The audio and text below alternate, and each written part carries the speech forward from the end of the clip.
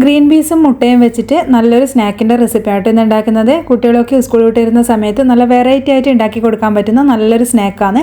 അതുപോലെ തന്നെ ബീച്ചുകളിലും തട്ടുകടകളിലും ഒക്കെ കിട്ടുന്ന നല്ലൊരു നാടൻ റെസിപ്പി കൂടിയാണിത്.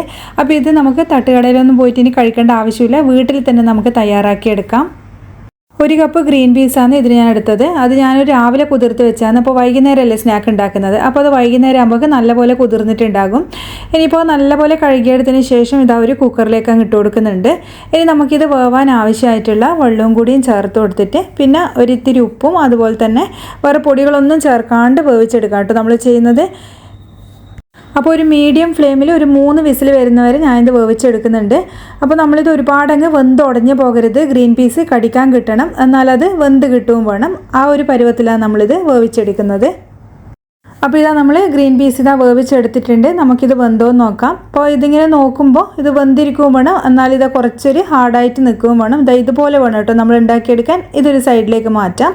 ഇനി ഇതിന് ആവശ്യമായിട്ടുള്ള സാധനങ്ങൾ: ഒരു വലിയ സവാള ചെറുതായി അരിഞ്ഞത്, ഒരു 5-6 പച്ചമുളക് വട്ടത്തിലരിഞ്ഞത്, ഒരു ചെറിയ തക്കാളി ചെറുതായി അരിഞ്ഞത്, അതുപോലെ ഇഞ്ചി ഒരു കഷ്ണം ചെറുതായി അരിഞ്ഞതും, പിന്നെ കറിവേപ്പിലയും, പിന്നെ കുറച്ച് മല്ലിച്ചപ്പും ചെറുതായി അരിഞ്ഞതും കൂടിയാണ് നമ്മൾ എടുത്തിരിക്കുന്നത്.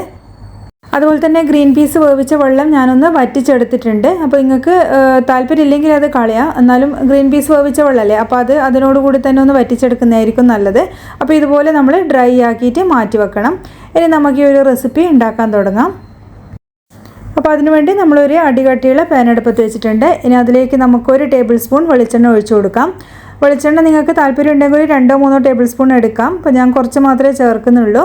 ഇനി വെളിച്ചെണ്ണ ചൂടായി വരുന്ന സമയത്ത് നമ്മൾ നേരത്തെ അരിഞ്ഞു വെച്ച ഉള്ളി ചേർത്ത് കൊടുക്കുന്നുണ്ട്. ഉള്ളി ചേർത്തിട്ട് നമുക്കൊന്ന് വഴറ്റിയെടുക്കാം.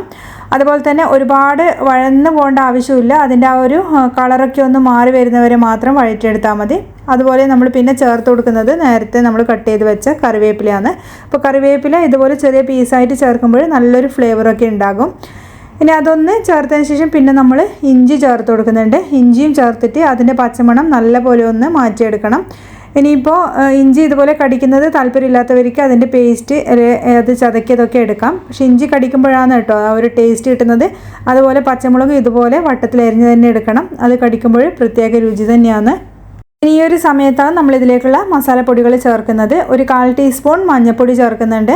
അതുപോലെ തന്നെ നമ്മൾ പിന്നെ ചേർത്ത് കൊടുക്കുന്നത് ഗരം മസാലയാണ്. 1 ടീസ്പൂൺ ഗരം മസാല ചേർക്കാം. ഗരം മസാലേൻ്റെയും കുരുമുളക് പൊടിൻ്റെ ടേസ്റ്റ് ആട്ടോ ഇതിൽ മുന്നിട്ട് വെക്കുന്നത്.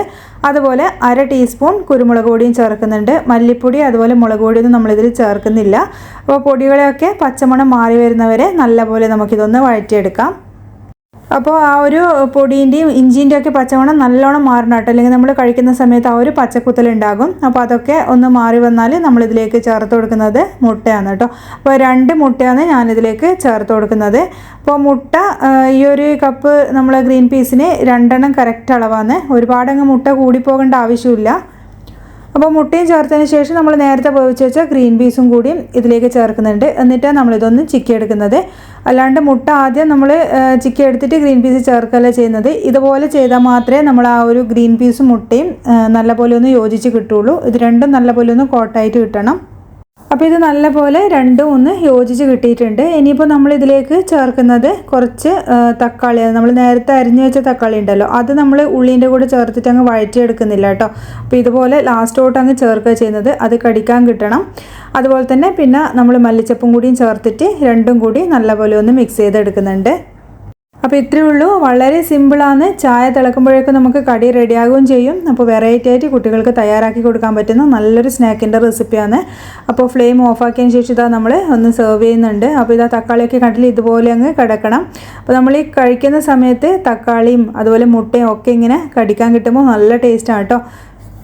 അപ്പോൾ ഇത് കോഴിക്കോട് ഭാഗങ്ങളിൽ ബീച്ചുകളിലൊക്കെ കിട്ടുന്ന നമ്മളെ തട്ടുകട style green peas egg masala എന്ന് പറയുന്നുണ്ട്. അപ്പോൾ ഇത് അങ്ങനെ ആ ഒരു ബീച്ചിലൊന്നും പോയിട്ട് കഴിച്ചിട്ടില്ല, വീട്ടിലുണ്ടാക്കിയിട്ട് കഴിക്കുമ്പോൾ തന്നെ നല്ലൊരു ടേസ്റ്റാണ് കേട്ടോ.